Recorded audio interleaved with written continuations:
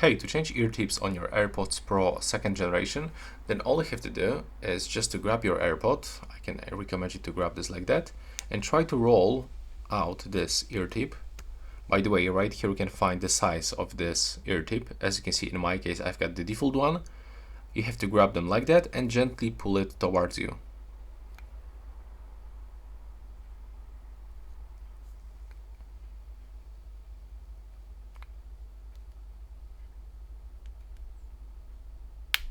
There we go. And now to repeat, just do the same. Sometimes you will have to put a little bit more force than usual, but I'm not sure why it's not working that easy, because I'm gonna show you this second one. Take a look. This is the second pair of the AirPods that I have, and it works much easier. Take a look.